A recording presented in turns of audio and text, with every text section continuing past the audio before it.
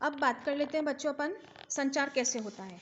ठीक है, लेसन 6 के तहत हम ये पढ़ रहे हैं संचार माध्यम के द्वारा, संचार माध्यम संचार प्रौद्योगिकी के अंतर्गत संचार कैसे होता है। ठीक है, संचार की प्रक्रिया की बात कर लेते हैं। किसी माध्यम के जरिए प्रेषक से प्राप्तकर्ता तक सूचना अथवा विषय से के संप्रेषण की प्रक्रिया संचार कहलाती है। क्या क्या क्या आ रहा है इसमें? माध्यम से, किसी भी माध्यम के जरिए प्रेषक जो देता है और वो प्राप्त करता है। जैसे कि आपका खुद का उदाहरण लेते हैं। ठीक है, जैसे आप खुद हैं, अपनी बात कहना चाह रहे हैं, किससे कहना चाह रहे हैं? मैडम से कहना चाह रहे हैं।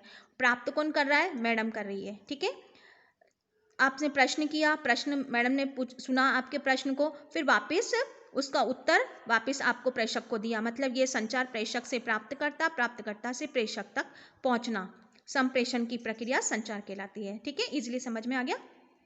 इस प्रक्रिया में विभिन्न तरीके से सूचना के आदान प्रदान में वह लचीलापन शामिल है जिसमें प्रेषक प्राप्तकर्ता दोनों सूचना को ठीक स्पष्ट और पूर्ण रूप से समझ ले।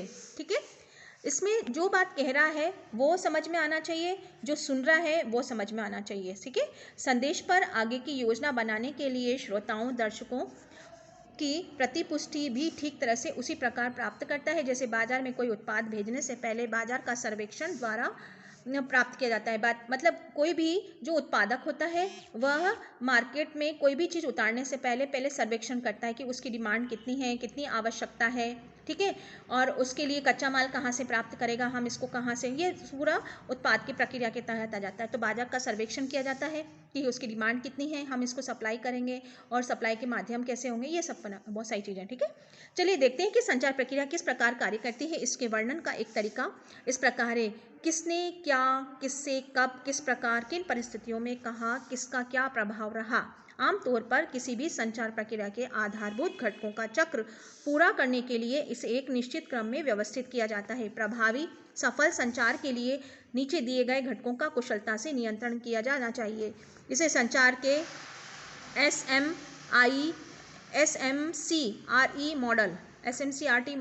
SMCRE मॉडल के जरिए आसानी से समझा जा सकता है। ठीक है, ये मॉडल बहुत ही है।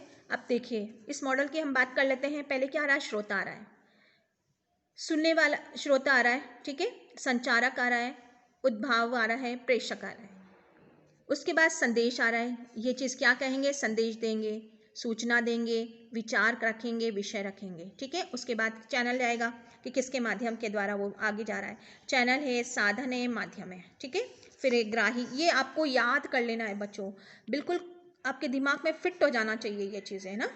ग्राही, प्राप्तकर्ता, दर्शक, श्रोता। आप इसको ऐसे नहीं होगा, जब आप अब इसका मॉडल बनाएंगे कागज में, रफ पेपर में, आप इसकी थोड़ी सी प्रैक्टिस करेंगे तो आपको इजीली 2-3 बार आप करेंगे तो अच्छे से आपको दिमाग में फिट हो जाएगा। ठीक है, संचार का प्रभाव, प्रतिपुष्टि या दर्शकों की अनुक्रिया या प्रत्युत्तर। ठीक है, अब है SMCRE मॉडल आकृति 2 संचार की संपूर्ण प्रक्रिया जिसमें शामिल घटकों को दर्शाया गया है। पहली चीज आ रही है श्रोता। ठीक है, श्रोता कौन होता है? वह व्यक्ति जो संचार प्रक्रिया को शुरू करता है।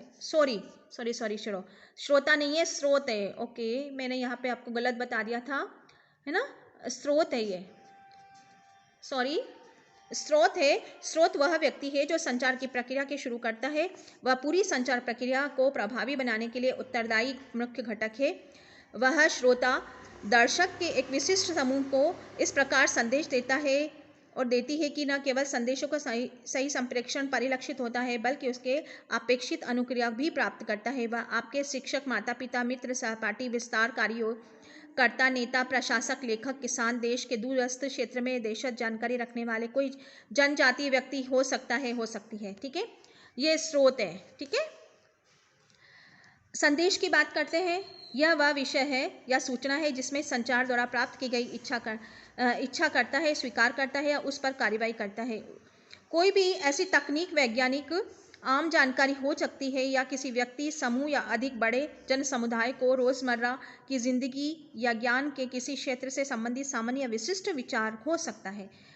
अच्छा संदेश सरल, आकर्षक, स्पष्ट होता है। इसे अपनाए गए चैनलों और ग्राही समूहों की प्रकृति, स्वरूप की दृष्टि भी बहुत ही विशिष्ट, प्रमाणित, समयोजित, उपयुक्त और प्रयोज्य होनी चाहिए। ठीक है, पहले से निश्चित करने चाहिए संदेश क्या पहुंचना चाहिए, उसका प्रभाव क्या रहेगा, ये सब चीज़ें है ना। अब है चैनल। संचार का वह माध्यम जिसके द्वारा कोई जानकारी प्रेषक की ग्राही तक पहुंचाई जाती है चैनल कहलाया जाता है। आमने सामने बैठ कर किया गया संचार मौखिक संचार संचार के सर्वाधिक सहज प्रभावी साधनों में से एक है।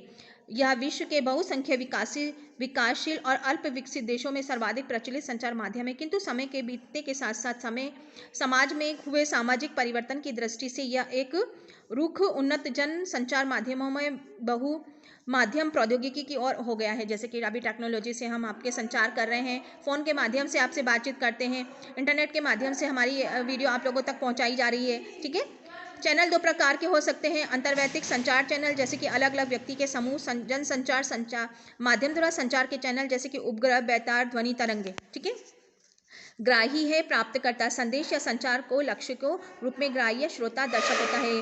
ग्राही कोई व्यक्ति या समूह, आदमी या औरत, ग्रामीण, शहरी, वृद्ध या जवान हो सकता है। ग्राही समूह जितना अधिक समरूप होगा, सफल संचार का अवसर उतना ही अधिक होगा। ठीक है, अब हम पांचवी की बात कर लेते हैं। इसमें सूचना का प्रभाव, प्रतिपुष्टि, ये बहुत जरूरी है। संचार प्रक्रिया तब तक अधूरी रहती है जब तक प्रेषित संदेश संबंध की अनुक्रिया प्राप्त नहीं हो जाती। मतलब उसने कहा है, उसकी प्रतिक्रिया, जिसने सुना है उसकी प्रतिक्रिया जानने के लिए। यह किसी भी संचार प्रक्रिया का पहला कदम होने के साथ साथ अंतिम घटक भी है। यदि संदेश की अनुक्रिया वही है जिसके की संभावना थी तो पूरा चक्र हो जाता है, तथापि यह लक्षित दर्शकों श्रोताओं की प्रतिक्रियाओं के अपेक्षित परिणाम प्राप्त नहीं होता तो संदेश पर पुनर्विचार संशोधन होता है और संपूर्ण संचार प्रक्रिया दोहराई जाती है। कुछ उदाहरण के लिए, जब कोई शिक्षक पाठ पढ़ा देता है तो विद्यार्थी से ये जानने के लिए प्रश्न पूछा जाता है कि आपने पाठ समझ लिया है या नहीं। प्रश्न पूछने पर उत्तर जानने की यह क्रिया ही विषय वस्तु को पाठ समझे गए हैं फिर से किन विषयों पर समझने की आवश्यकता है प्रतिपुष्टि कहलाती है। समाचार पत्रों और पत्रिकाओं में छपे पाठकों, पत्र संपादकों, लेखकों से दी गई प्रतिपुष्टि ही एक स्वरूप है। टेलीविजन कार्यक्रम में उत्तमता निर्धारण बिंदु, रेटिंग या टीआरपी दर्शकों के द्वारा प्रतिपुष्टि की एक अन्य रूप है। ठीक है, ये बहुत ही जरूरी है।